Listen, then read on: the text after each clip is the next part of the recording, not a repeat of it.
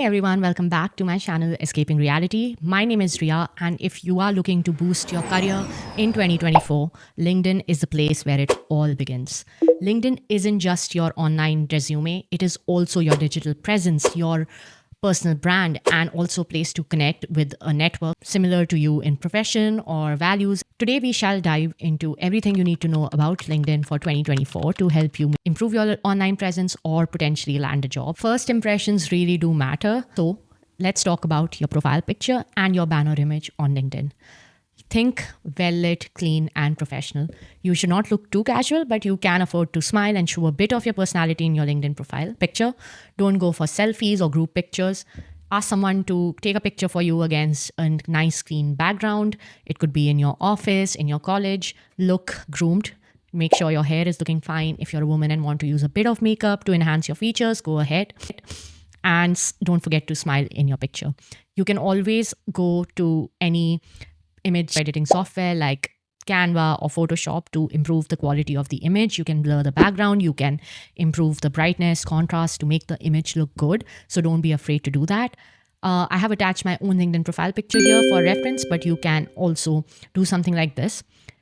I see so many people not smiling in their LinkedIn profile, and for me, that's really intimidating. So make sure that you are not looking too serious, but you should also look very approachable in case someone wants to reach out to you. The second is your banner, where you can highlight what you stand for, or maybe the industry or the company you work for. So for me, it says Google Build for Everyone, which is Google's mission to make technology for literally everyone on this planet. So I really resonate with that. So I like to have that. If you're a digital marketer, you want to highlight that, you could do that. Or if you are someone who wants to show that you're a content creator, you could do that. It all comes down to your personal values, and you can find something on Canva, edit it, and use it as your LinkedIn banner. Next up is your headline for LinkedIn. This shouldn't just be your job role, it should also be a bit about what you're passionate about or what you like to do. Add a bit of personality to it. For example, mine says account strategist UKI at Google, product marketing, B2B sales, and YouTube content creator. So it kind of highlights that you are not just your job, but also shows what you're good at and what are the things that inspire you or you are passionate about. So go ahead, think of an innovative line, think about what you're passionate about, and include that in your headline. You can always take the help of AI generation tools like ChatGPT to look for ideas and customize it to yourself. Next up is your About section. This is where you tell your personal story. Start with a strong opening that grabs someone's attention and showcase what you're passionate about and what are your major achievements. Then break it down further into what you do, what you like to do, and keep it concise but keep it very impactful. And you should always end with a call to action like let's connect or check out my portfolio or let's grab a virtual coffee if that is something you would like to do, and make it clear what your values are and how you have grown professionally. Look for keywords online. Again, use AI generation tools to look for keywords that can help you appear higher in searches. The next is your experience section. This is the place where you talk about the various roles you have undertaken in your career so far. But don't just list what your duties were. Also list what your accomplishments were, what you learned, and what meaningful impact you have created in all the roles. Don't forget to highlight any promotions within a company. So if you are in a company for really long, just don't show it as one role. Show how you have also had upward mobility in terms of experience to show that you have grown as a professional over the last couple of years. Use bullet points and keep it concise and highlight all the important work and tasks you have undertaken and results you have delivered over the course of your career. The next is your skills section, and I cannot emphasize how understated it is because a lot of recruiters use LinkedIn to find potential employees for their companies and they list down the skills that they need. So if your skill section is empty and you might have those skills, it will not help you get identified by the recruiter. So think of top 10, 20 skills that you think are most relevant to the job that you're potentially applying for or the kind of industry you want to work in, and include those in your skills. And you should ask some of your colleagues or people who have who you have worked with to also endorse you for skills, because this kind of helps you stand out and show that you have done good work and others can also vouch for it. So go think of all the skills you have taken over the years and add them into your skill section on LinkedIn. The next very, very important section is recommendations on LinkedIn. I really love getting recommendations from maybe my managers or colleagues who I have worked with after maybe I change a job, or, if I've had a promotion within the company. I will speak to them in person if I can and request a LinkedIn recommendation. I will also let them know what skills I want them to emphasize in the recommendation. So if I want them to emphasize good leadership for me, or good people skills, good selling skills, good communication, then I will tell them that if they could include that. And I will always offer to return the favor to them, to give them a recommendation.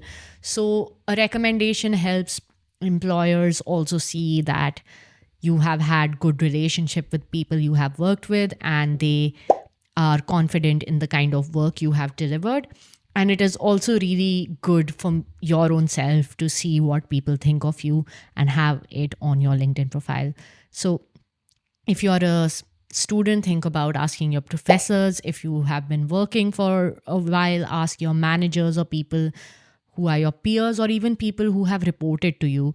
That also shows that you could be a good leader or a good manager, and people who have worked under you also kind of show that you led them well.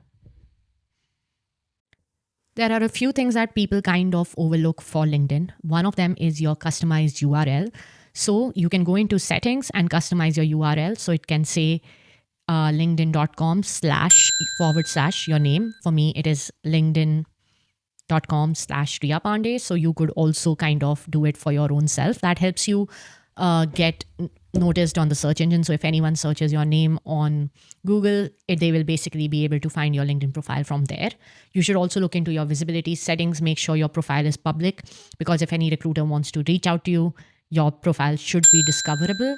And then you should also work on your featured section. So this is where you can pin any of the important posts you have ever posted that are important. So it could be a job achievement, it could be a job change that you want to kind of highlight, or any major projects that you have worked on and kind of want to showcase. One thing I want to also emphasize for LinkedIn is that a lot of people feel underconfident in posting on LinkedIn. I'm not saying it has to be like Instagram where you're posting every day and showing your personal life. But if you do anything related to your career and are proud of it and want to highlight your company values or anything major you have achieved, then you should look at posting on LinkedIn maybe once every month. And LinkedIn has also slowly become a visual platform. So if there are any team photos or, work related photos that you want to post, of course, with the consent of your team members, you can definitely do that. Like I recently posted a picture to highlight a job change. I have posted pictures of any of the engagements I have done in the past, any news articles where I was featured. I have posted them on LinkedIn.